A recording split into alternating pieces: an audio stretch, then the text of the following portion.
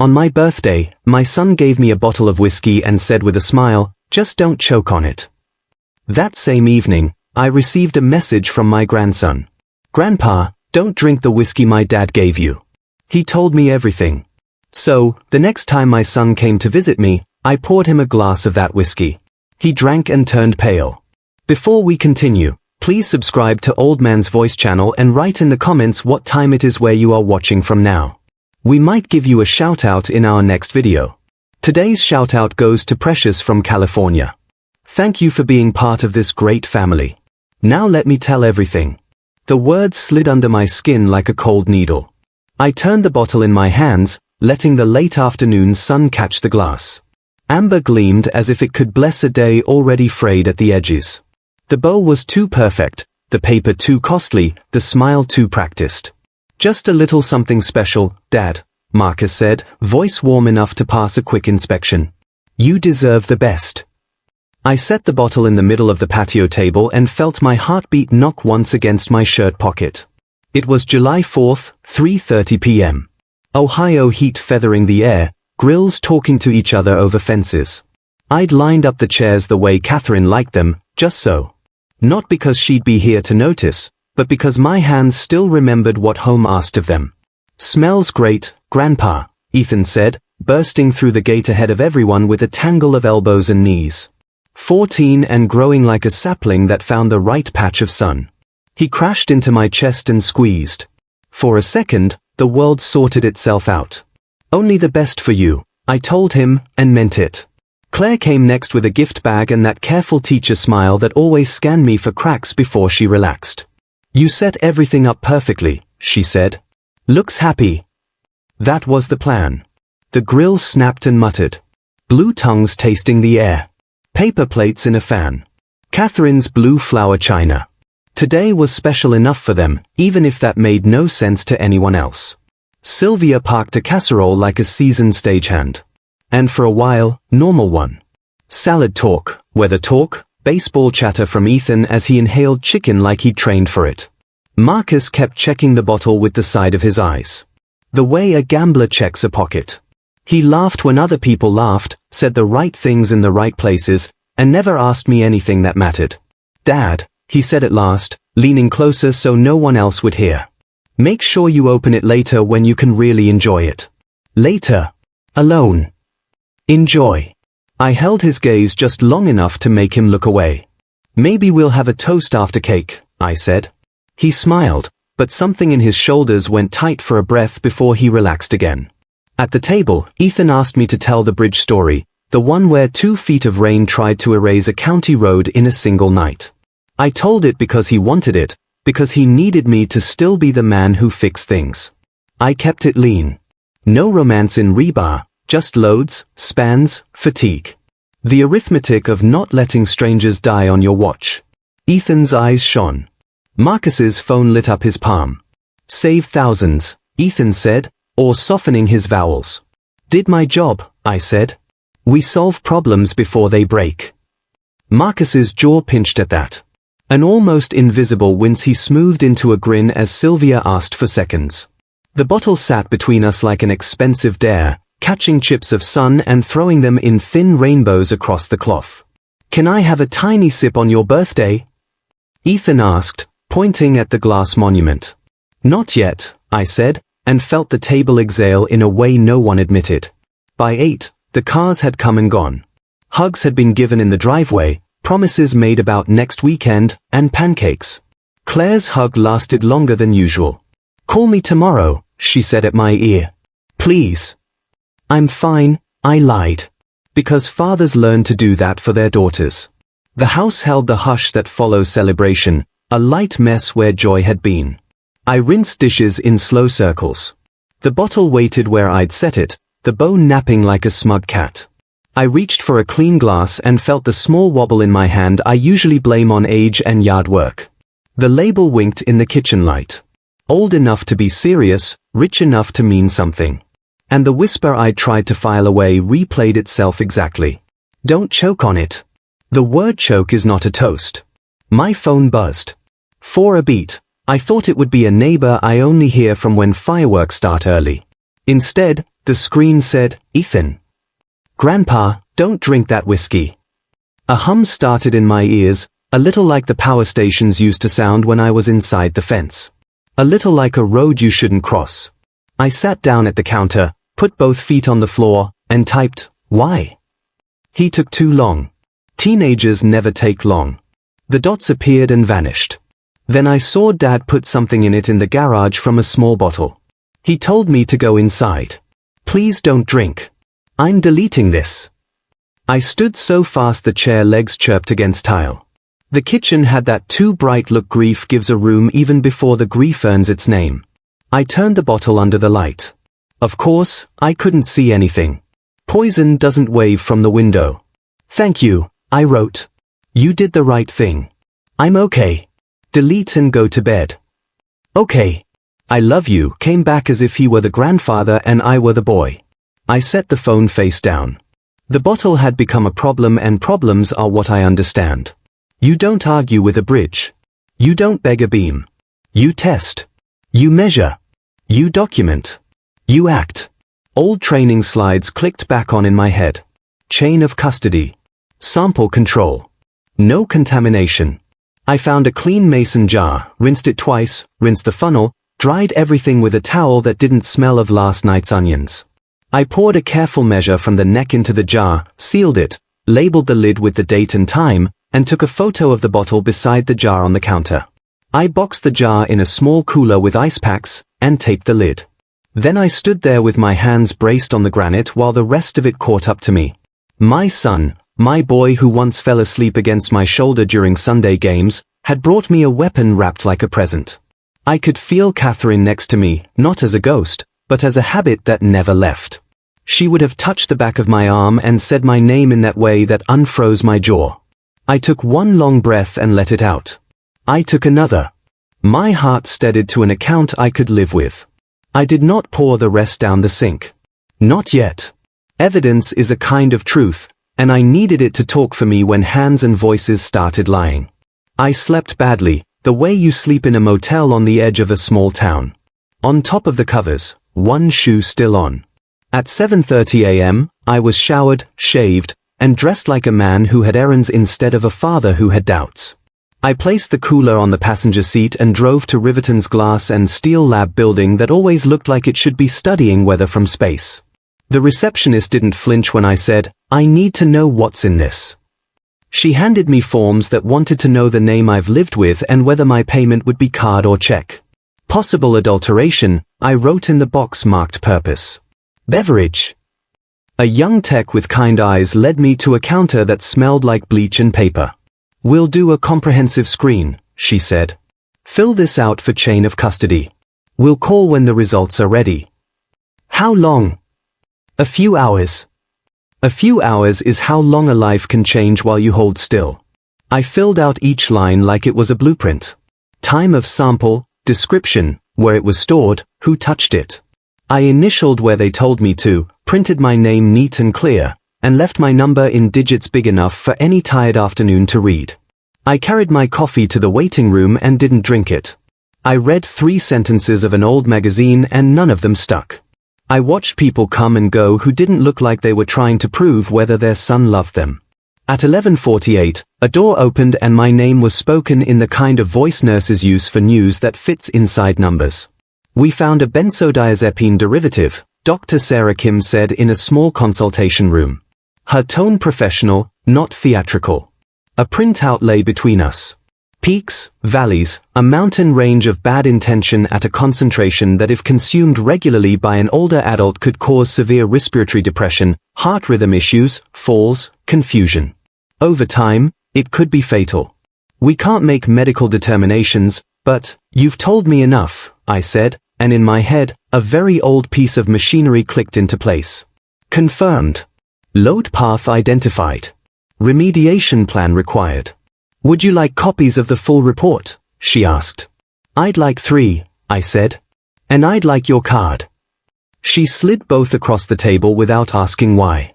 I thanked her, shook her hand, and walked out with a manila folder that felt heavier than a stack of paper should. In the elevator, surrounded by mirrors, I looked like an older man who had gone to find out if he was crazy and learned he was not. Back home, I spread the report on the kitchen table where the gift had Saturday. Photographs of my family fanned around the edges. Ethan at Little League with his cap crooked. Claire holding a papier-mâché volcano with third graders cheering. Marcus at 12, gap-toothed and shining because we'd just finished a crooked treehouse and called it a castle. The castle had held even with our rookie joints. The boy had not. I went to the den and opened the steel box where we keep what matters. Passports, marriage license, Catherine's old locket, the first savings bond we forgot to cash. I added the lab folder to the stack and turned the key. Then I pulled down the file where I saved proof that love isn't only a feeling. Tuition receipts, checks I wrote when Marcus's first house needed a down payment and a cosigner. Statements from years I carried a mortgage he couldn't. The debt consolidation we did instead of shame when his sure thing fell apart. Letters I wrote to men who still picked up the phone when I called. It wasn't anger I felt. Not exactly. It was a ledger balancing itself in front of me. Numbers clicking from one side to the other until the columns lined up and spelled a word I had avoided. Enough. At dusk, I stood in the doorway of my living room with the lights off and listened to small fireworks try their best in the neighborhood. Little suns bloomed over rooftops and died in polite applause. On the coffee table, the bottle, still full, but now labeled by the truth, threw back a slice of a spark through the window, made of the same light as the ones outside, and none of the same hope. I picked it up, careful as if it might bite, and felt how heavy glass can be when it doesn't hold celebration anymore. I was not going to drink from it, but I wasn't going to smash it either. It had a job left to do. Tomorrow, I would make certain the future belonged to the child who warned me. Tonight I let the weight of the bottle teach my hand what justice should feel like. Not hot, not wild, steady. Out in the street, someone whooped. A flare stitched a bright line across the dark. I set the bottle back in the center of the table and said, "To no one and to everyone I have ever loved, we solve problems before they break." And then I began. The report lay where a birthday card should have been. Peaks and valleys marched across the paper like a seismograph of intention. Benzodiazepine derivative detected, it said in calm type, and under it the numbers that turned suspicion into structure.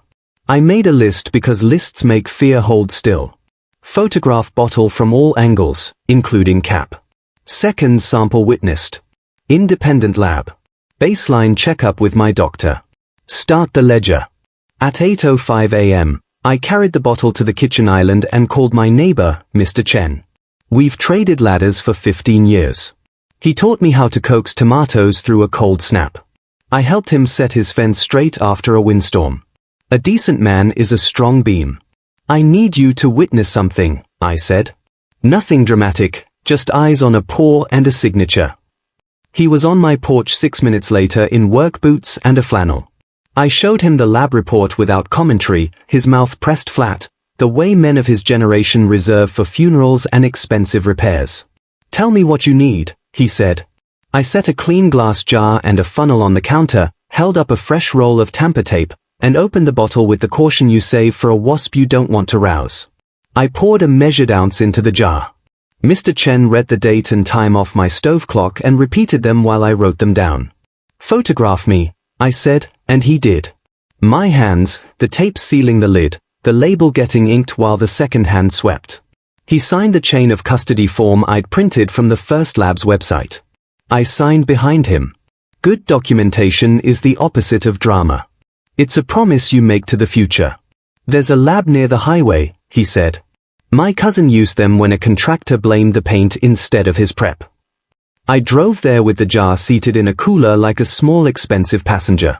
The building was newer and the intake quieter. The tech behind the counter had the steady manner of someone who has seen too much and filed it all correctly. I said the same words I'd said yesterday, handed over the same ID and checked the same boxes. "Comprehensive screen," I requested. "Please note benzodiazepine confirmation in the comments if applicable." On the way out, I bought a single-use notebook at the pharmacy, the kind with a thick black cover and stitched binding. Spiral-bound pages can be replaced. Stitched pages make you commit. On the first line, I wrote July 5, 8:41 a.m. chain of custody, secondary sample, witness v. Chen, delivery to Lakefield Labs. Under it, I wrote, no prescribed benzodiazepines. Then I called my primary care physician. The receptionist heard something in my tone and found me a slot at 2:15. Purpose? She asked. Baseline health, I said. Document alertness, reflexes, vitals. I want an up-to-date medication list in my file. Of course. I went home and made eggs I didn't taste. The house smelled like coffee and clean paper. On the den desk, I stacked files the way you stack lumber before you lay a frame. Tuition receipts, mortgage statements, home insurance premiums I'd paid while Marcus got back on his feet. I added a copy of the speech I gave at his first wedding, cheerful and full of the kind of hope that doesn't check references. I made headings in the ledger. Education, checks written, amounts, dates. Housing, down payment assistance, co-signed notes, property tax bailouts.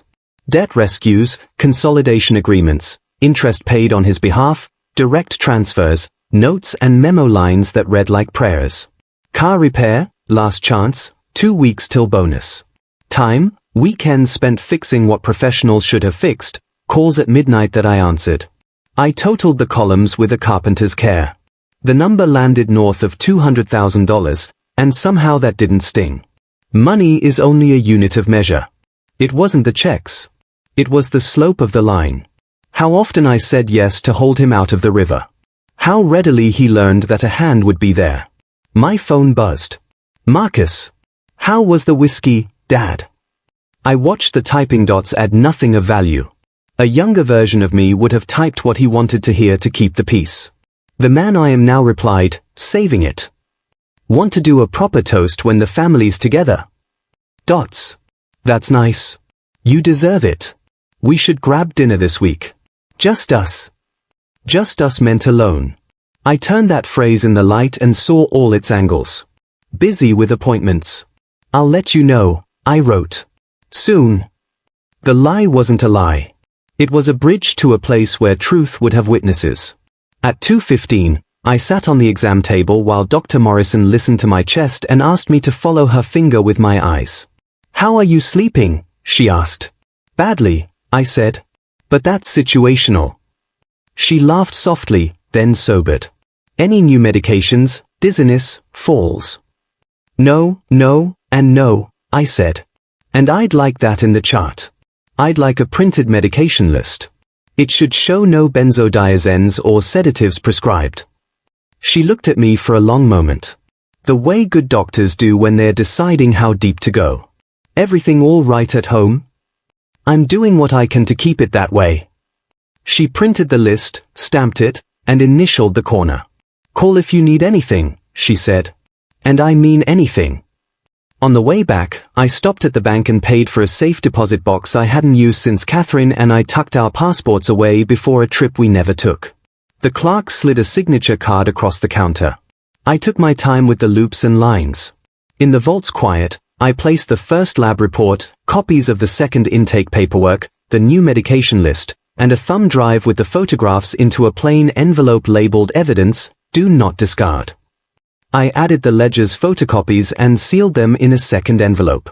Financial ledger, support provided 1999 to 2025. Back home, I printed a one-page cover sheet in block letters. Statement of concern, personal. If anything happens to me in the next 6 months that appears uncharacteristic, please contact attorney, name, phone, and Dr. Morrison, phone. See safe deposit box for documentation. No sedatives are prescribed to me. I do not drink alone. I put the original in the steel box. I left a copy on the refrigerator door under a magnet shaped like a bluebird. I considered whether that was melodramatic and decided it was practical. At 5:22 p.m., Mr. Chen texted, "My signature means something if you needed to. You have a friend." I thanked him without making a speech. At 6:03, Claire called. "Hey, you," she said. "Did you rest at all?" "A bit," I said. "I went to the doctor. Baseline stuff." "That's good," she said in the slow relief way people say thank God without using the words. "Ethan has been quiet since yesterday. He asked if he could come mow your lawn this week. Translation: he wants to see you. Tell him yes, I said. Tell him his old man needs a foreman to keep standards up. She laughed. Then more carefully. Dad, if you need help with anything, I have room in my week. I'll ask, I said, soon. After we hung up, I took my notebook to the patio and wrote a different kind of entry, one that wasn't numbers. Ledger of time. The Saturday mornings I said yes to drywall and no to fishing. The vacations shortened to wire money. The day he brought me a cheap tie and said it was from a boutique and I wore it for him like it made sense. All the next times we promised each other. The page looked like a floor plan of a house I used to live in. I closed the notebook before I got sentimental. Sentimentals get blindsided. At 7:40, Lakefield Labs called. We can confirm the presence of a benzodiazepine class compound. The technician said, report will be ready for pickup in the morning. We can certify it if you like. Yes, I said. Please certify. I wrote confirmed X2 in the notebook and drew a line under it so the eye would stop and breathe. 2 labs meant I wasn't a man with a grudge and a guess. I was an engineer in a hard hat pointing to the same crack from 2 angles. After dinner, I traced the day forward to the moment that mattered. A confrontation without leverage is a tantrum. A confrontation with leverage is a plan. I needed drafts, not outbursts. I drafted a plain letter to Marcus. Son, I have samples and reports. I have counsel. Meet me at a time and place of my choosing if you want to talk like men who love the same people. If you don't, this moves forward without you. Dad. I didn't send it. The letter wasn't for him yet. It was for me. Words are easier to carry when you've set them down once. At 9:02, Ethan texted Pancake Saturday. I can bring blueberries. Pancake Saturday, I wrote. Bring that appetite and your math homework. I want to see the hard problems. Deal, he wrote. Night, Grandpa. Night, kid. Outside the town did its summer thing. Mowers somewhere. A bass line leaking from a car you couldn't see. A siren far off that faded into nothing. Inside the bottle stood where it had stood all day, haloed by lamplight like an exhibit piece. I didn't feel hunted when I looked at it anymore. I felt resourced. I opened a fresh manila folder and wrote case on the tab because sometimes you need to name a thing what it is to carry it right. Into it went the letter I hadn't sent, a list of questions I would ask when the time came, and a bullet list titled, What I Will Not Do, Raise My Voice, Beg. Explain the lab reports as if they are up for debate. Drink any beverage I didn't open and pour myself. Forget that a boy warned me and paid for that warning with his sleep. I added a second list titled What I Will Do. Bring witnesses when necessary. Speak in short sentences. Offer one path to decency. Protect the grandson first. At 10:18, Marcus pinged again. Tomorrow night, okay, for dinner? There's a new place off Elm. Another time, I wrote projects in motion. What projects? He sent. Ones that make things safe, I typed, then erased it and settled for just work around the house. He sent a thumbs up a moment later, the kind of cartoon that makes conversation feel like a chore. I put my phone face down and turned the lamplight low. In the bathroom mirror, I saw what everyone sees when they love you badly. An older man who looks like an older man. Gray at the temples, hands marked by a lifetime of tools. But the eyes told the truth. They were not confused eyes. They were doing the math eyes. I slept better. Not well, but better. When I surfaced at dawn, a quiet I trusted sat in the room with me. The ledger lay on the nightstand, the black cover absorbing light like a good secret. I wrote before coffee. July 6th, 6:11 a.m. Resolve inventory. I am not out to ruin him.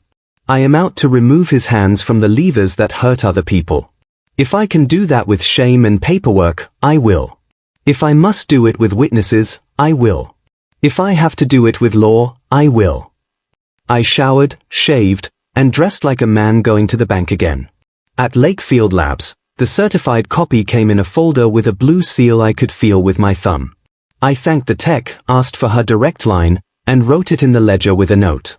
Spoke clearly, confident, no drama. Small human details matter when strangers read your handwriting later. On the way home, I stopped by a liquor store with a solid reputation and bought a sealed bottle of the same age statement and general profile. Not because I intended to drink it, but because sometimes a plan needs props. I put it on a high shelf in the pantry behind the flour. The switch would be a last resort option, a control in an experiment I hoped not to run. Back at the desk, I assembled everything again. The way you test a bridge twice, even if the first test holds. 2 lab reports, a medication list, a statement of concern, a ledger, photographs, witness signature. All of it sat there like steel, simple and heavy. At noon, I wrote one more letter. This one I sealed to my grandson to be opened if the worst day ever arrives. I told him that good men don't let bad moments teach them the wrong lessons. I told him I was proud of him for telling the truth when it scared him. I told him I was going to fix this in a way that leaves room for the kind of future he deserves. Then I wrote the simplest sentence a boy can use as a handrail. This was not your fault. I put the letter in the safe box with the others and locked it. The click sounded like something old and sturdy agreeing with me. By evening, the house looked like a staged photograph. Nothing out of place, nothing dramatic, nothing you could point to and say that right there is where the world turned. But the world had turned. The narrative is different when you can lay papers down and they speak for you. When Marcus texted one more time, "You sure you don't want to try a sip before the weekend?" I typed no and didn't decorate it. He didn't reply. I stood in the living room and practiced the words I would use when the time came. Aloud and without heat, until they lived in my mouth without wobble. I have the reports. I have witnesses. You will never do this again to me or anyone. Here is the path back to being a man. Outside, the night took shape around porch lights and the soft conversations of families that kept nothing sharper than a steak knife in their kitchens. Inside, a folder on my table held a different kind of blade, one made of dates and signatures and a steady handwriting that says, "I am not guessing anymore." Tomorrow would be for memory and motive, for the slow arithmetic of how we arrived here. Tonight the ledger closed with a clean thump. The house exhaled. I set the second bottle high, placed the first behind lock and key, and turned out the lights. I slept without the shoe on. The ledger made a sound when it closed. Cloth overboard, a soft thump that felt like a sentence finishing. Numbers had shape now. The past had weight. When you stack enough proof, memory stops being a mist and turns into lumber. April rose in my mind as if someone had pulled a cord on an old blind. The day came down in one clean sheet, a Wednesday with rain that didn't commit, the kind that freckled the diner windows and made the ketchup bottles look philosophical. Marcus had chosen the place because the coffee was cheap and the booths were high. Privacy without paying for it. He started with a joke about probate, how it's the government's tip jar, then stirred sugar into his cup like he was beating a deadline. "Dad, you don't need me to tell you you're not getting younger," he said, smiling like a man who sells warranties by calling them favors. "We should streamline things, consolidate joint accounts. I can be a signer just in case. No surprises for anybody." "Whose surprises?" I asked. He waved a hand. "You know how lawyers are. They love a complication. If you and I set it up right, the house slides over clean one day. The accounts flow where they are supposed to. Probate. We don't even give it a chance." He said "we" until the word didn't mean both of us anymore. His eyes kept going to the little pie carousel, to the door, to anything that wasn't my face. "What about your sister?" I said. "What about Ethan?" "Claire will be fine," he said. "She'll appreciate it being simple." "And Ethan?" "We'll make sure of college." "Of course." He sipped his coffee. "We can put a small college fund aside now. Symbolic shows intent." Symbolic. He liked that word when money was involved. He used it the way men use just when they ask for things that aren't small at all. "I have an attorney," I said. "We can talk to her." He shook his head fast. "Lawyers mess up family. You know that. Let's keep this between us. You taught me to handle things at the kitchen table." I did teach him that. And the lesson had come back wearing gloves. He took a folded paper from his jacket, A list of assets he shouldn't have known the exact shape of, accounts I hadn't talked about in years. All I'm saying, he said, sliding it toward me, is we should be intentional and efficient. Where did you get these balances? I asked, more curious than angry, which was a kind of betrayal, too. You leave mail out, he said. You're not a spy, he laughed. I didn't, Dad. He added, softening. I'm just trying to keep you from getting buried in paperwork when things, you know, happen. When they happen, I said, and the rain tapped against the glass like someone trying a locked door. He leaned in, switched from sails to sun. I worry about you, the sleep, the blood pressure. You get dizzy sometimes. Who told you I get dizzy? You told me last month, he said. And maybe I had in the general language men use when they want company and a complaint. He patted the paper and for a blink the gesture looked like a hand on a coffin. Let me help, he said, and he meant, let me hold the handles. I didn't give him an answer that day. I have never believed in signatures made in a hurry. We parted under an awning. He kissed my cheek in a way that felt like a camera might be watching. That conversation had gone into the ledger now, not as a number, but as a slope. April was where the angle changed. Once you see a line break, you can't unsee it. Back in the present, I sat at my kitchen table with the lab reports to my left and the ledger on my right. In the middle lay a small pile of strays, index cards with notes from years no one else cared to remember. An old email I'd printed when Marcus asked for a bridge loan and promised a repayment date with a confidence that had aged badly. A photo of the treehouse we'd called a castle. I put the photo at the very bottom. Memory deserves a foundation, not an argument. I started a new page in the notebook. April Diner Talk, Motive Map. Avoid probate. Speed Talk, Control. Joint Accounts, Access. Symbolic College Fund. Optics. Kitchen Table. Not Attorney. No Paper Trail. Health Prodding. Narrative Seating. Under narrative seating, I wrote the sentence that made my jaw square itself. If I die naturally, his hands are cleaner on paper. I went to the den and opened the steel box again, not because I needed anything from it, but because I needed the ritual. Catherine used to ground herself by folding towels the long way. I ground myself by checking that the lock still caught. The click told me it did. On the shelf above the box sat Catherine's locket next to a bowl of mismatched screws. I touched the locket and then the bowl as if I were checking two pulse points on the same body. You'd have seen through him faster, I told the locket, which is to say I told myself. The phone buzzed. A message from Claire. Can I bring soup tonight? No occasion. Just soup. Yes, I wrote. Bring Ethan and his appetite. Then after a beat and no talk about April unless I start. Copy that, she answered and added a heart she would have denied sending if teased. I used the hours before soup to finish the paperwork April had started. I printed the email Marcus had sent after the diner. Let's keep momentum on the estate plan, Dad.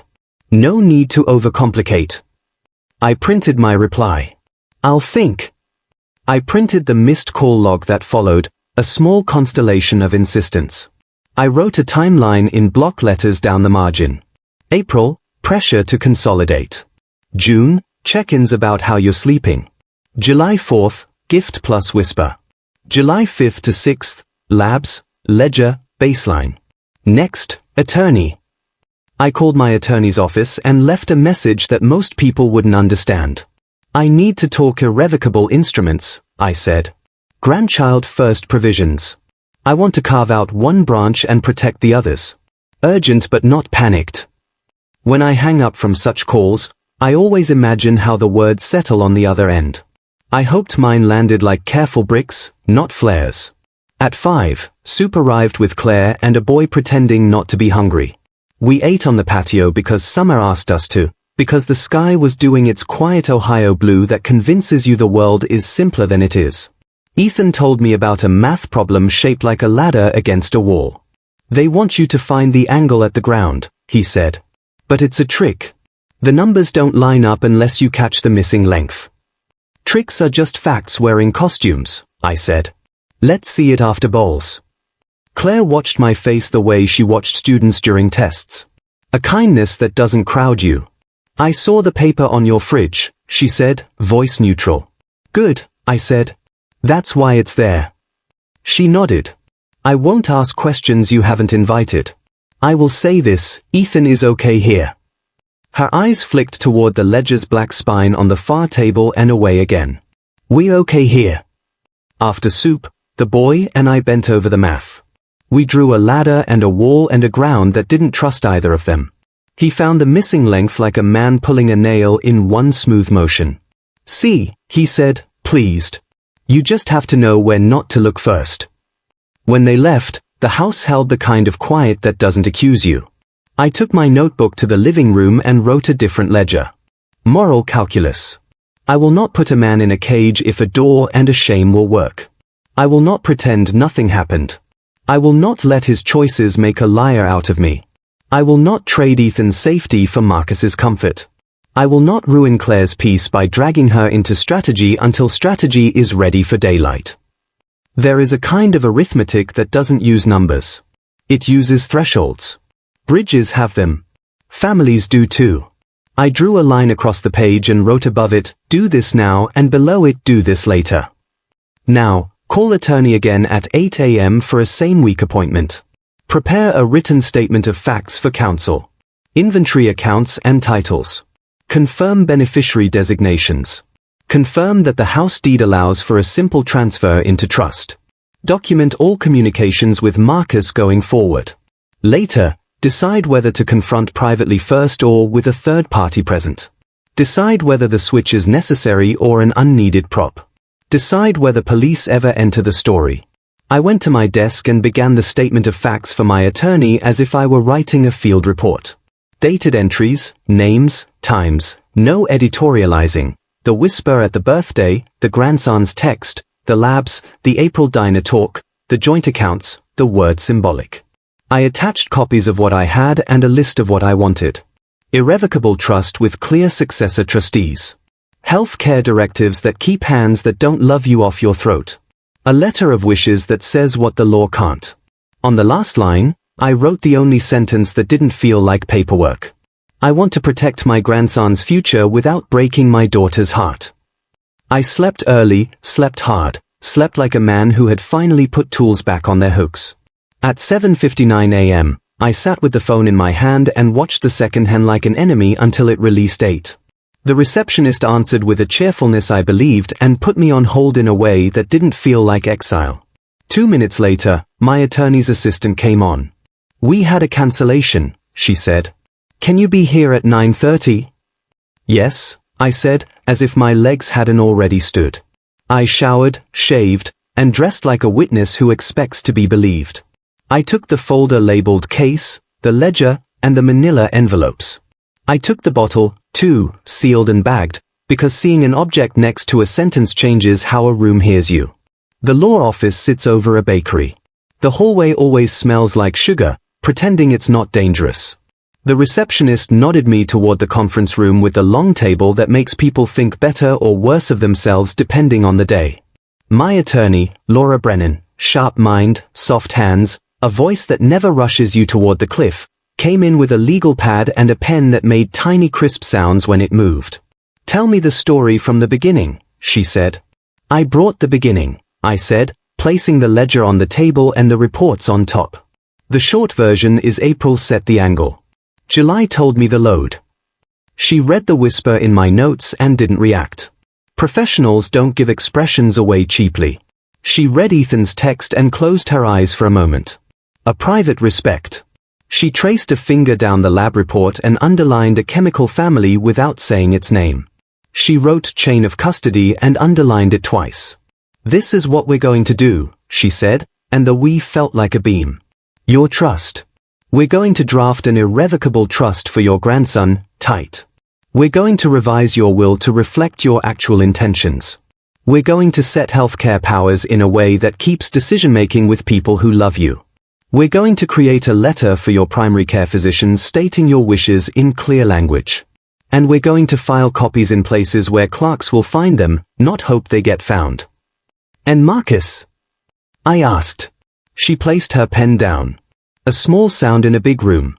We can include conditional language. We can include nothing. We can include an alternate path back in, if he meets conditions you set and independent people verify. You're telling me you want to protect a boy without destroying a man. The law is clumsy at that. But it can be taught. I don't want to make a spectacle, I said. But I won't keep this private if private means dangerous. I have a plan forming that involves daylight. A public setting can be a safety device, she said, not a show, a boundary with witnesses. We'll draft language for a controlled conversation if you need it. We'll also draft letters to institutions in case you want to make quiet changes with no conversation at all. She made a list that looked like mine and then made it better. She asked about titles, deeds, beneficiaries. I had more answers than most men because I've always liked my papers straight. Where I didn't, she gave me words to use with banks and a sequence that made sense. Do not tell him anything until you have documents executed and filed, she said. The order matters. I looked at the bottle in its clear bag on the chair beside me. I don't intend to drink this, I said, and the statement felt legal. You intend to live? She said, that's good law. We set the signing for the next afternoon, pending a notary and a witness or two who knew how to write their names. We set the language firm and plain. We set a path that led, if needed, to a conversation where I would lay down papers like steel and give my son one chance to put down the tools he'd picked up. By the time I stepped back onto the sidewalk, the sun had climbed to a height that made shadows honest. I held the folder under my arm like it could take a hit. A child came out of the bakery with a cookie larger than his hand and smiled at me like men my age are always on his side. I smiled back. He wasn't wrong. Back home, I placed the attorney's draft checklist on the table and slid my statement of facts across to meet it. The two edges lined up as if they had been cut for each other. I breathed once the way you breathe before a weld. I texted Claire. I have an appointment tomorrow. Paperwork. Will you be my witness? Yes, she wrote. Say when and where. I'll send details, I said. Thank you. I texted Ethan. Pancakes still on Saturday. Bring the hard problems. I've got a harder one, he wrote. It looks easy, but it's not. Those are my favorite kind, I said. When the house settled around me for the evening, the past and the present felt like two ends of a beam finally meeting at the right angle. April had tried to tip the structure one way. July had pushed back with numbers and signatures until the plumb line centered itself again. Tomorrow would be signatures and seals, witnesses, and the dry satisfaction of things done correctly. Soon after would come a different kind of room with different witnesses where a man would be told what he had done and be offered a path out of it. Not mercy exactly, something older, something that keeps bridges standing and boys safe. I turned the bottle in its bag once, just enough to catch the lamp. Then I turned the lamp off. Paper has a sound when it's ready to become law. It whispers when you lift it. It answers when a pen presses down. I dressed like a man who expects to be believed and carried my folder the way a welder carries a mask. Ordinary tool, essential shield. At 9:30 sharp, I was back in the conference room over the bakery. Claire sat at the far end with a quiet smile that didn't ask questions. Mr.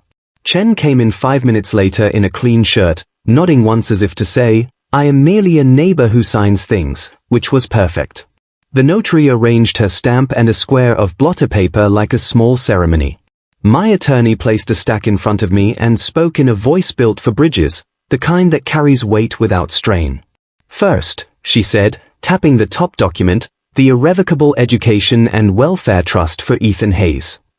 She outlined it the way an engineer would sketch a span: purpose, health, education, maintenance, and support. No sports cars disguised as scholarships. Trustee, an independent fiduciary first. Claire as trust protector with power to remove and replace for cause. Successors, if one fails, another steps in without drama. Spendthrift clause. Creditors and predators can't pry it open. No contest language. Anyone who challenges without good cause forfeits their share. Funding, transfer on death, instructions for accounts, a deed to move the house when I say so, or when I stop saying anything at all. She slid a single page across that wasn't part of the formal instrument. A letter of wishes.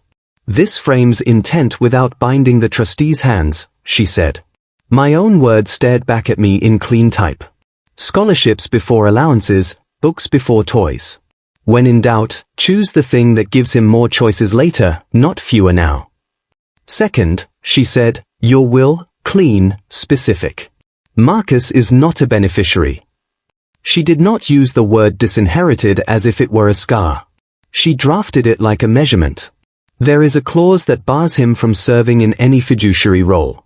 There is an alternate path, named private, not legal, should you ever wish to supplement the trust with a separate letter later. She looked at me over the paper. You do not owe that letter to anyone. Third, she continued, durable power of attorney for finances, springing not immediate. Claire first, Mr. Chen second, a professional third. Marcus is excluded. She underlined excluded once with the tip of her pen. More gesture than mark. Fourth, healthcare power of attorney. Claire first, clear directives. HIPAA releases, a plain language note in your doctor's chart that no sedatives are to be administered without clinical indication and a second signature. Copies will go to the clinic, the hospital network, and your safe deposit box. Fifth, she said softer now. Security packet, cover letters to banks with beneficiary designations and a checklist for retitling the house if requested. And this, she added, tapping a thin envelope, is a one-page controlled conversation framework. If you decide to meet with Marcus in public, these are the sentences. Nothing more, nothing less. I read each line, not for surprises, but for precision. Dates, names, triggers, successor paths, all the parts people fight about when they are left loose. Nothing was loose. When I lifted the pen, my hand didn't shake. Sign here, the notary said, and the first page accepted my name without complaint. Claire watched my face, not the pen.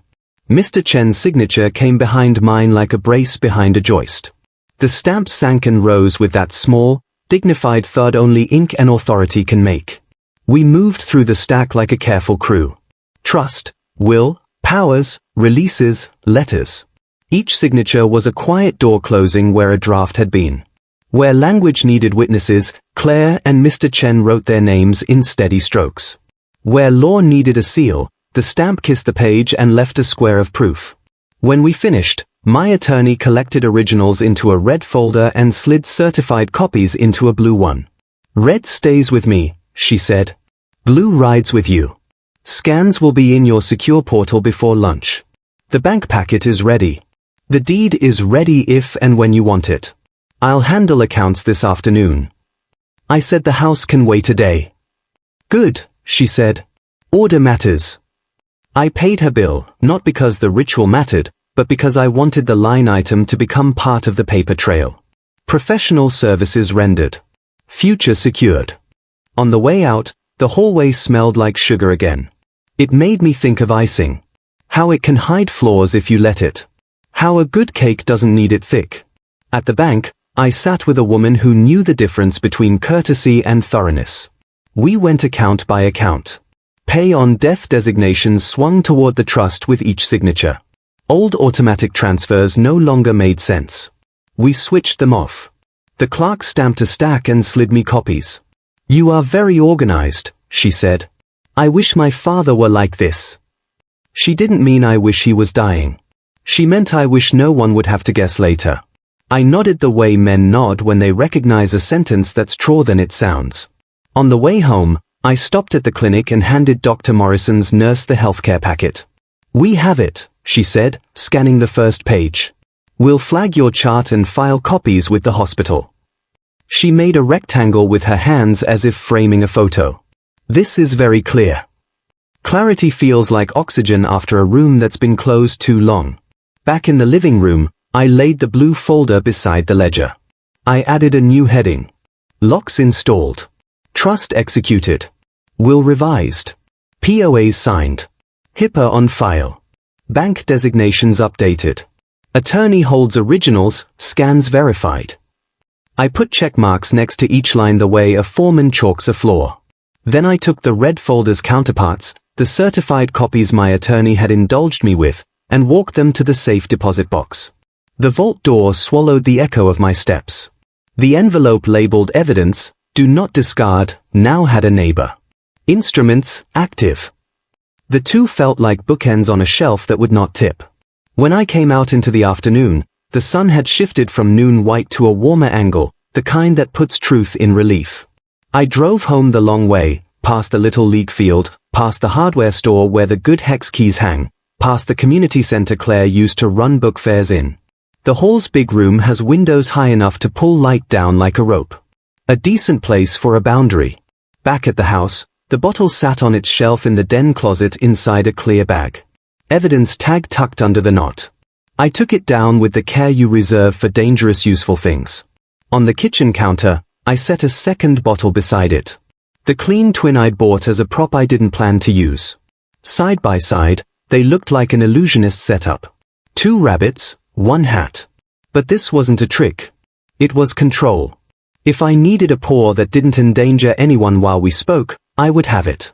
If I needed to watch a man watch his plans soften under a room's bright light, I would have that, too. I wrote a page I hoped I wouldn't need. Switch protocol. All paws from controlled bottle only. Cap the evidence bottle. Keep it out of reach and in sight.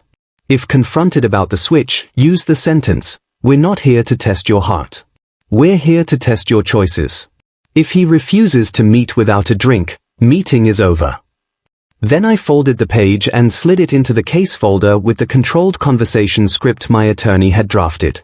The sentences were short enough to fit on one breath. I have 2 independent lab reports confirming adulteration. I have witnesses and chain of custody. I have executed documents that protect the boy you love. You will never put me or anyone in this family at risk again. If you want a path back to decency, here are the conditions. If not, this is the end of it. Conditions. The word held steady in my mouth like the right size of wrench. I wrote them on a card, not for him, for me. Truth. A written admission delivered to my attorney. Treatment. A program verified by someone who has never owed him a favor. Time. 1 year without lies. Distance. No access to my home or person without Claire present until the year is done. Notice what wasn't on the list. Money. Paper can carry help. It cannot carry love where none is sent. At 4, Claire texted. All done. All locked. I answered. Thank you for standing with me. Always, she wrote. Ethan is making a list of pancake toppings. It's not short. Good, I typed. Let him bring the whole grocery. By 7, the summer light thinned and the neighborhood began its evening chorus. Dogs negotiating fences, a mower finishing a last strip, someone testing a song too loud for the hour. I set the table the way Catherine liked it, without thinking. Then undid one plate and laughed. Old habits love you so much they forget you've changed. I took the controlled conversation script and walked it aloud in the living room. I timed the sentences to the length of my breath. When a sentence wobbled, I cut it until it didn't. I practiced the silence after each line, too, because silence is a tool men forget to use. I thought about calling Marcus then and there. I didn't. Paper first, places second, people last. At 9, my attorney texted. Deed ready when you are. Scans uploaded. Sleep. I wrote, soon, thank you. And set the phone face down. In bed, the house felt different. Not safer. Safety is a story people tell to get to sleep, but steadier. The ledger on the nightstand had a new weight because the future had been told where to go and who to guard. I slept through the first part of the night like a man whose tools are hung. Woke once around 2 out of habit. Went to the kitchen and poured a glass of water I watched myself drink. In the morning I did the small errands plans actually require. I ordered a bound book from the print shop, tabbed with plastic covers so the reports and powers and letters wouldn't fray. I bought a new fireproof pouch for the case folder. I wrote a short note to Dr. Morrison thanking her for the prompt signatures and tucked a copy of the directives in a stamped envelope to her office. I set 2 chairs in the den where the afternoon light is bright and shows people as they are. Then I wrote the invitation. It wasn't flowery. It wasn't bait. It was a square of daylight. Offered precisely. Marcus, we will meet at the community center room B tomorrow at 5:30 p.m. I will have papers. There will be witnesses in the building, not in our chairs. You will not bring gifts or drinks. You will bring only yourself. If you choose not to come, that is a choice. I will proceed accordingly. Dad. I did not text it. I printed it, sealed it, and drove it to his door. I placed the envelope under the mat where a camera would see a hand that wasn't sneaking. I rang the bell. I didn't wait. At home, I added one more entry to the ledger. July 7th, 11:05 a.m. Path fixed, guardrails up. I looked at the two bottles again, one labeled by a lab, one labeled by my own caution. I put the safe one in a bag that held nothing else. Set the bag by the door and stepped back. The den looked like a stage, not because it invited drama, but because it was clean and ready. The kitchen was clean. The mind was clean. My phone buzzed at 1:14. Marcus. Got your note. That's dramatic. Dad, we're family. We can talk at the house. Community Center 5:30, I wrote. Or not at all. Dots. Fine. But this is ridiculous. I was trying to be nice with that bottle. You didn't even, I didn't let the sentence finish its lie. 5:30, I sent again and put the phone screen down on the counter. After a moment, the phone vibrated with a single thumbs up that felt like a small door closing. I went to the garage and took down the folding table I use when the family gets bigger than the dining room. I wiped it for no reason except that clean surfaces keep people honest. I checked the chair legs. I set a glass on the table and a pitcher of water within reach. On the mantel, I placed the bound book with its tabs, trust, will, labs, letters, powers, a quiet spine that could carry a bridge. When the house was as ready as a room can be for a man to choose himself, I walked outside and sat on the back steps. The maple threw a net of shade across the yard. Somewhere a hammer pinged, a sound that always makes me less alone. I thought of the treehouse Marcus and I had built crooked and called a castle. I tried to remember if we'd ever corrected its lean or if we'd merely lived with it, because neither of us wanted to admit the posts weren't plumb. You can live with a lean until the day you can't. I stood, went inside, and closed the evidence bottles bag. I put it back in the safe, turned the key, and tugged once. Nothing moved that wasn't supposed to.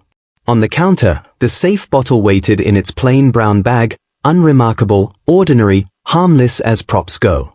I hoped I wouldn't even unscrew it. I hoped the conversation would hold on paper in bright light with water in the glasses and witnesses in the building and a boy's future set high where dirty hands can't reach. I wrote one last card and put it in my pocket. Breathe. Short sentences, paper on the table. If he lies, end it. If he tells the truth, begin again with conditions. Evening would come soon enough. Before it did, I made myself a sandwich, cut it in two, ate both halves without tasting them, and washed the plate. The house was ready. The plan was ready. The man was as ready as a man gets. Tomorrow would not be a spectacle. It would be a load test. And the structure finally was designed to hold. Morning arrived like a level placed on a beam, bubble-centered. I ate toast I could name, drank water I poured myself, and went room by room with the quiet purpose of a man who knows which screws to check. At 10, I called the community center. The manager, a woman named Rachel, who ran the place like a good foreman, answered on the second ring. I need a small room at 5:30, I said. Door open. Nothing fancy. I'd also like a staff member at the desk until 6 o'clock. We can do that, she said. Chess club meets in the hall at 5 and there's a blood drive setting up in the atrium. People will be around. Perfect, I said. We'll be in room B. If voices rise, I'll wave. She laughed once, the I've seen worse kind, and put my name on the board. I walked the plan again. Paper first, places second, people last. I tucked the bound book into the fireproof pouch with the lab reports, powers, and the controlled conversation script. I added the small index card from my pocket. Breathe. Short sentences, paper on the table. I set my watch 5 minutes fast and moved it back just to prove to my hands who was in charge. At noon, I ate a sandwich I could have made in a storm. At 1, I stood in the den with the two bottles like a magician who hates tricks. The evidence bottle back in the safe where it belonged, tagged and still. The clean twin in a brown bag by the door. A prop I prayed would stay a prop. At 3, Claire texted, I'll be in the building at 5. I won't hover. I'll sit with the chess people. Good, I wrote. Bring Mr. Chen if he's willing. 2 minutes later. He says he'll drop by the library box out front around 5:20, which means he'll be nearby. At 4, my attorney called to ask one question no one asks when they're only thinking like lawyers. Do you want me there? She said. I want this to be family, I said. With daylight. If it tips, I'll call. Then I'll keep my phone on, she said. Remember, don't negotiate with yourself. I'll use short sentences, I said, and we hung up like adults. By 5, I was dressed like a man who expects to be believed. The pouch under my arm had the easy weight of tools. I took the brown bag because control is a virtue, locked the house and drove to the center. Inside, the atrium smelled faintly of lemon cleaner and old basketball. The blood drive had a neat row of cots and a cooler sweating quietly in a corner. In the big hall, chessboards were open like maps, white and black towns facing each other without malice. I saw Claire at a side table, her attention a soft circle around Ethan's empty seat. She didn't wave. Good. We had agreed on daylight, not spectacle. Room B was small and square. White walls, laminate table, 2 chairs that would not squeak. I set the pouch in the center, opened it, and laid the bound book face up. I placed a pitcher of water and 2 paper cups a hand's reach away. I put the brown bag on the floor by my chair. I left the door open exactly the width of a paperback.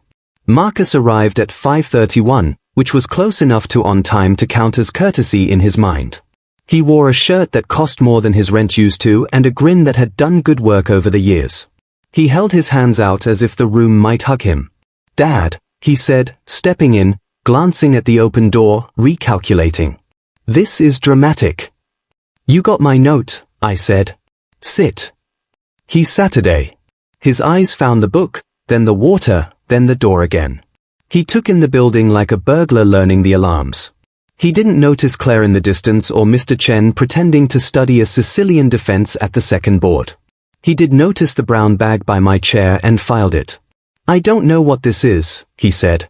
This is short, I said. I'll speak. You'll listen. Then you'll make a choice. He leaned back. You don't have to talk to me like I'm a short sentences, I said, and set the script on the table without turning it toward him. I have 2 independent lab reports confirming adulteration. I slid the top tab, labs, open, and let the blue seals catch his eye. He swallowed. Adulteration of what? Of the whiskey you gifted me, I said. Benzodiazepine class, documented chain of custody. I slid the copies of the forms with Mr. Chen's signature to the edge of the book so he couldn't pretend he didn't see them. He smiled the way men smile when they're choosing a path. You think Dad? Come on. You really think I have witnesses, I said, and chain of custody. He glanced toward the door again. You brought who? Lawyers, cops, Claire. Witnesses are in the building, I said. Not on these chairs. He reached for indignation and found it wouldn't start. He adjusted. Well, there must be some mistake. I bought you a nice bottle. The guy at the shop, we'll get to that, I said. Next. I have executed documents that protect the boy you love. I flipped the trust tab, let him read the title, Irrevocable Education and Welfare Trust, and the first paragraph where Ethan's name sat like a cornerstone. He read more words than he meant to. You cut me out, he said, finding a shape. You cut your own son out.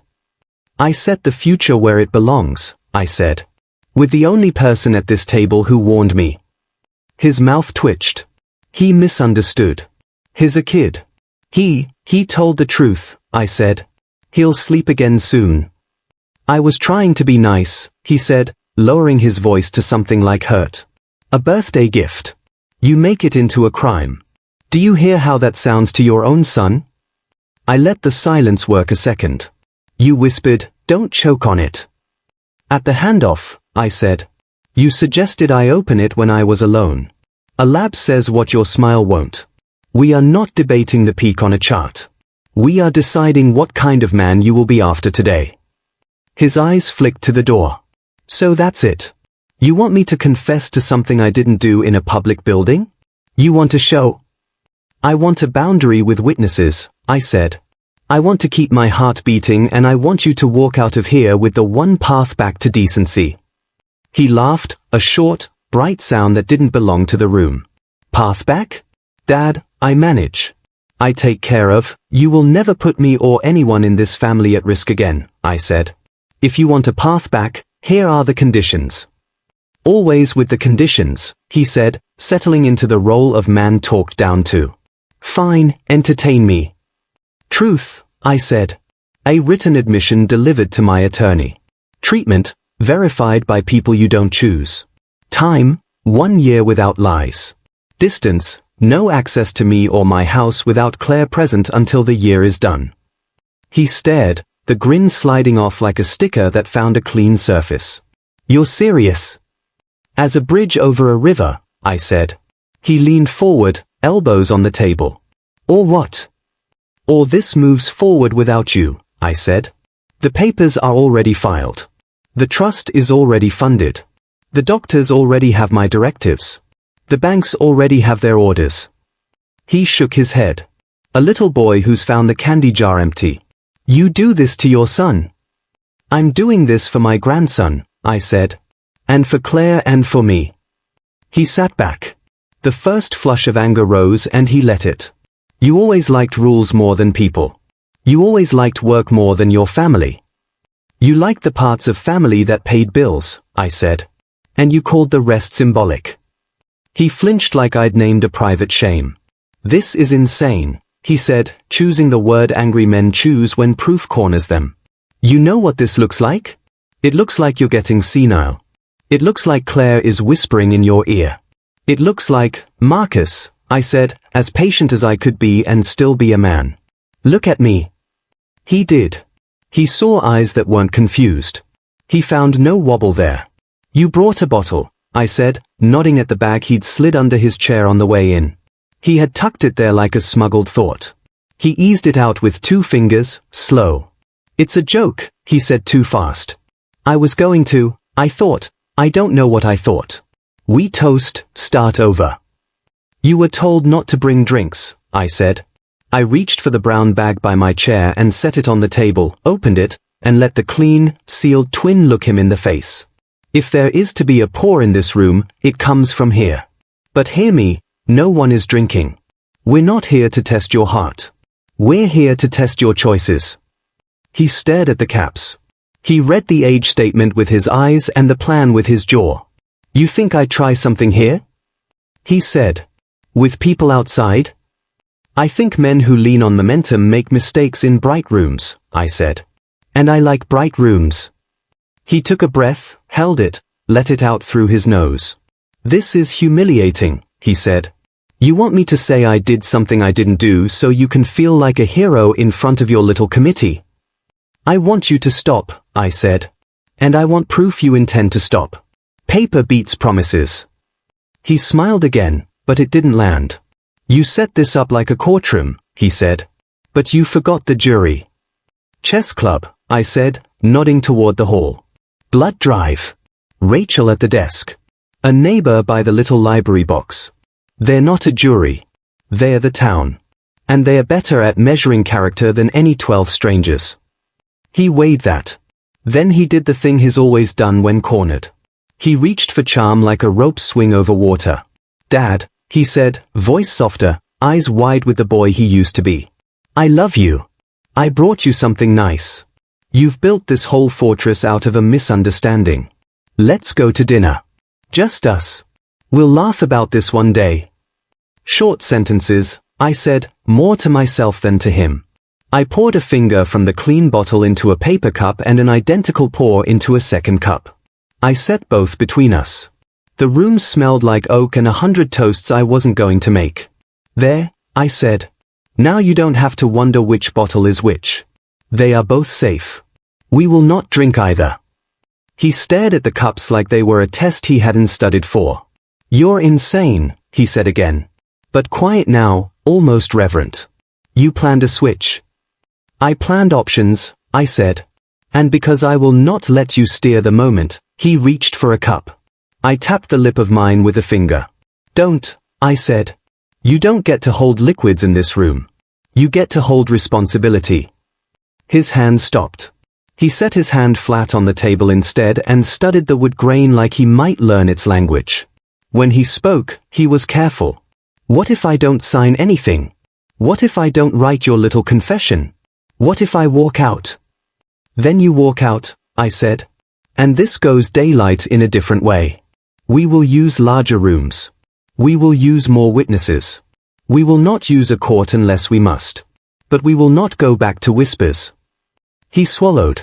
And for a moment I saw it. The little impulse that powered the whisper on my patio. The calculation. The decision no one else had seen until now. He smoothed it away with a palm and tried a new angle. You think Ethan needs your money, he said, aiming at the boy because he couldn't aim at me. He needs a father. He has one, I said. He warned me. That's father work. He laughed once and looked sick with it. And Claire, she's in on this. She's always been, stop, I said. And when I said it, the air shifted. You will not say her name like that in front of me again. He looked at the door as if it had moved. It had not. It was still a paperback wide. The hall's noise, a soft rope between this room and the world. Outside, a chess piece clicked. In the atrium, a blood pressure cuff sighed. Okay, he said, and his voice changed. Not softer, just lower. What does your path look like if I say yes? I slid a single sheet across the table. 1 page, 4 lines. It was a statement, not a confession. It locked only the mechanisms that mattered. I acknowledge that a beverage I gifted was found adulterated by independent labs. I will not prepare or provide any consumables to my father now or in the future. I agreed to seek evaluation and follow treatment recommendations by a provider selected by attorney's name. I agreed to no unaccompanied visits for 1 year. I agreed to respect the integrity of the trust. You sign, I said. We file, you start, we meet with the provider, we schedule check-ins, you bring a year of good days. At the end, we revisit the letter that doesn't exist yet. And if I don't, he asked. Then you'll hear what you've done in a room with more eyes, I said. Not to punish you, to prevent you. He sat very still, like a deer in a neighbor's yard that hopes the human is dumb. I knew the stillness. It meant buy time. Find a gap. He looked at the cups. He looked at the book. He looked at me. He reached into his pocket, took out his phone, and set it face down on the table like a little flag. Can I at least call Mom? He said, cheap and automatic, a reflex 20 years out of date. Catherine's not taking calls, I said. I am. He laughed and it turned into a sound he didn't intend. He picked up the pen. He held it over the line the way a man holds a torch near a weld, testing heat. Say it, he said, not looking up. Say the sentence I need to hear. We solve problems before they break, I said. You can be the man who helps fix one, or you can be the man who makes it worse. That's the whole story. That's all the law, all the love, all the memory. Choose. He looked up. The boy I built a crooked castle with stood there a moment, eyes clear and 20 years back. Then the man who bought a bottle spoke through him. You'd ruin me in front of the town, he said, half or half dare. I'll repair what you broke in front of the town, I said. If you make me. He set the pen down. I need air, he said. You can have air, I said. Not a drink. He stood, pocketed his phone, and walked to the door. He looked out. Chess pieces clicked. Rachel at the desk joked with a nurse. Claire leaned over a board she wasn't really studying. Mr. Chen pretended to squint at a night. Marcus turned back, set his hand on the doorframe, and smiled a smile with no home in it.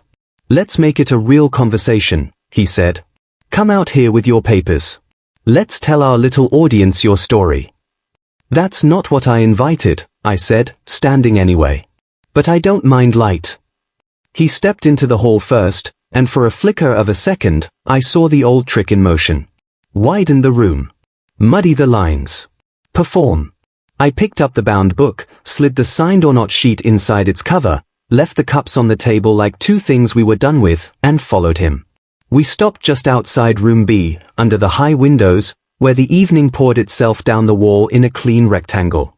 He turned so the hall could see his profile and not his face. Performance loves an angle. Everyone, he said loud enough for the nearest 3 tables to look up and then look down, polite. My dad has something to announce. Rachel looked over from the desk. Mr. Chen stood and adjusted his glasses.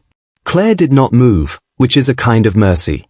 Not an announcement, I said, my voice the size of the room. A boundary. I set the book on the nearest vacant table, open to labs, and tapped the blue seal with one finger so the sound landed. We'll do this carefully. Marcus spread his hands, eyes bright, ready to wrestle truth in front of witnesses and call it theater. The switch, bottle to bottle, private to public, was done. The room was what it needed to be. Rachel, I said, not taking my eyes off my son. May I borrow your staff room for 2 signatures with you as a witness? You can borrow my name for a minute, she said, coming around the desk. Her shoes made honest sounds on the floor in my eyes. Thank you, I said. Marcus's smile flashed panic and tried to hide it.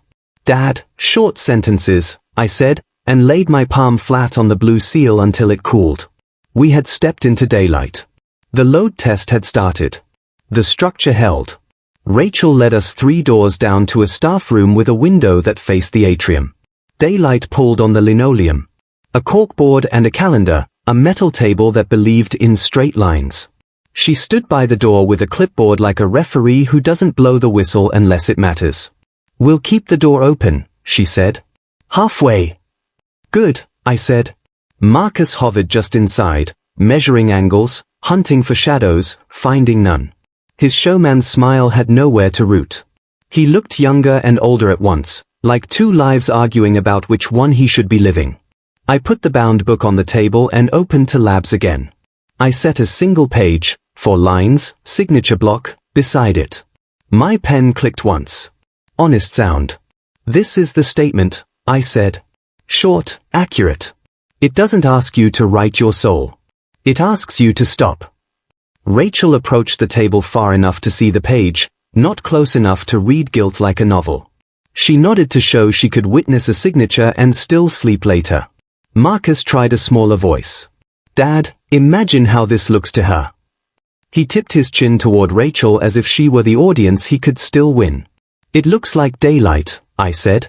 He picked up the paper. The sentence about no unaccompanied visits made his mouth tighten. The sentence about not providing consumables made his eyes go flat, as if a small switch in his head threw itself and killed the stage lights. This ruins me, he said. This prevents you, I said. There's a difference. He set the page down, picked it up again, held it at the corner like a man testing if glue had set.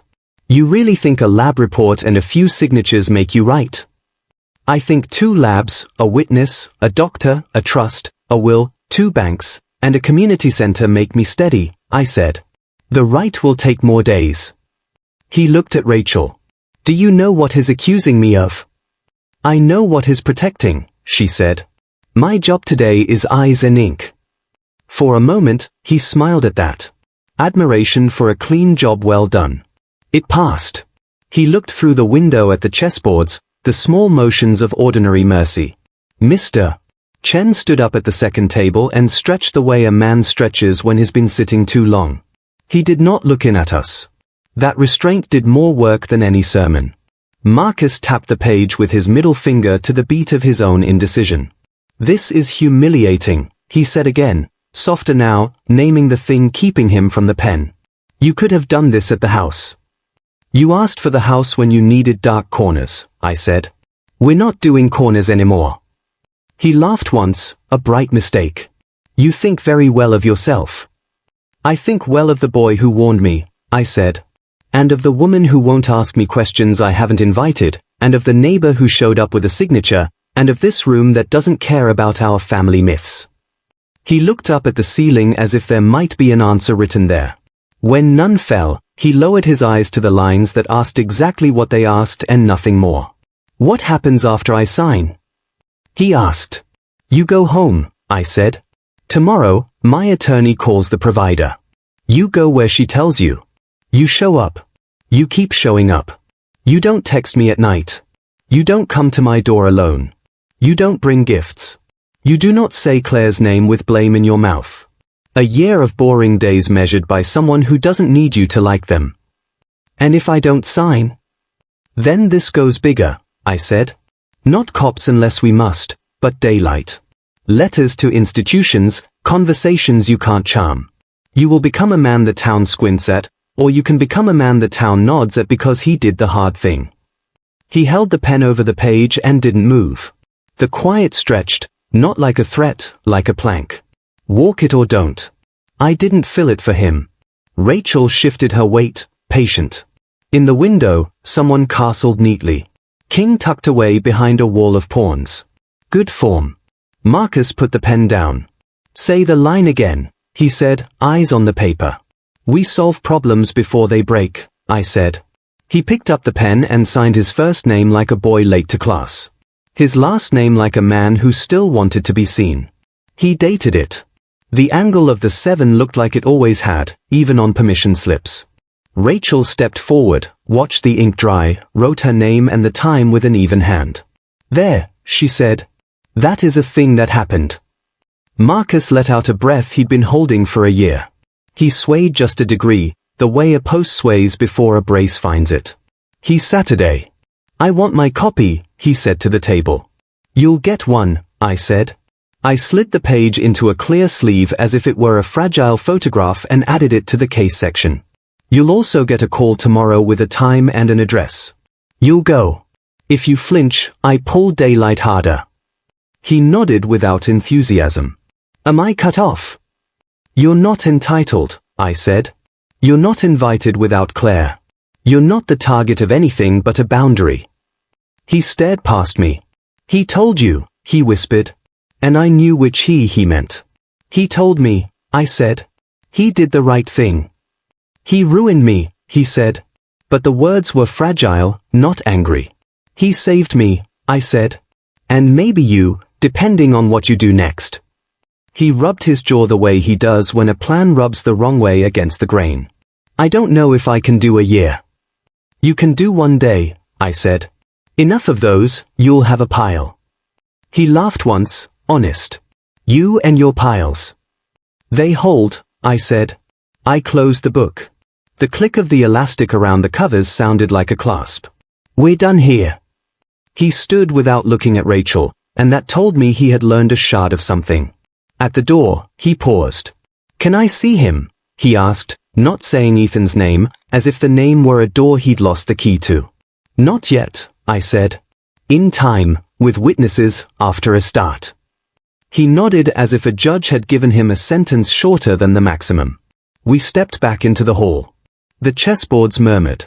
The blood drives cooler dripped discreetly.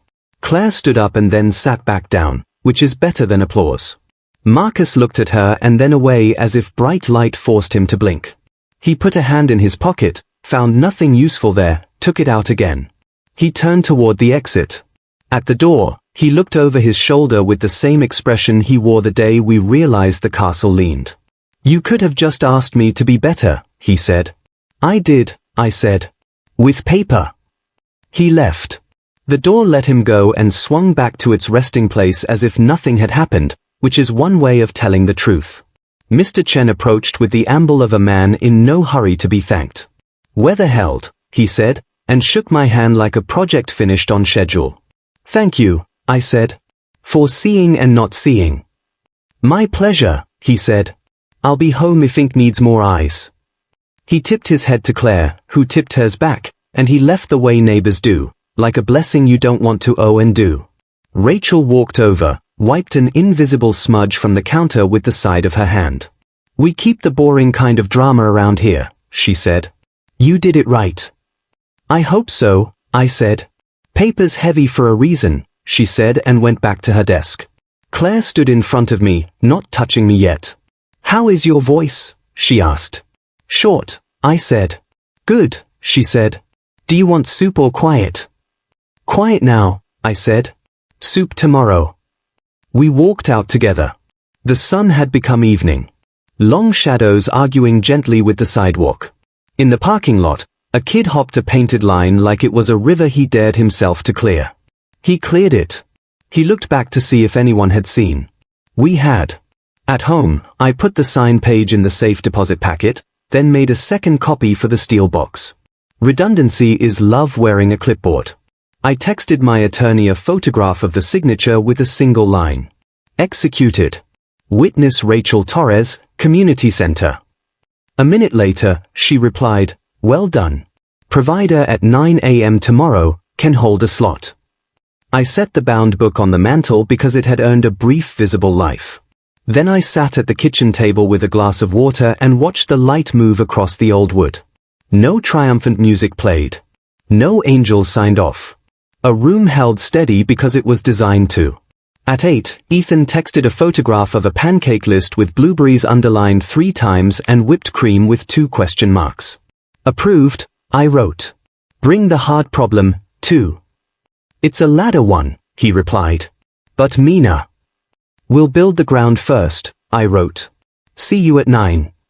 Claire sent a separate message. He left without a scene. He looked small. He'll look different if he does days in a row, I wrote. I won't watch closely. I'll watch correctly. After the house went quiet, I walked to the den closet and took down the brown bag with the clean bottle. I set it on the counter and looked at it the way you look at a tool you didn't have to use. I wrote a label for the bag anyway. Prop, retired. I put it high behind the flower where harmless things belong. The evidence bottle stayed where it should stay. Tagged, sealed, speaking only when asked.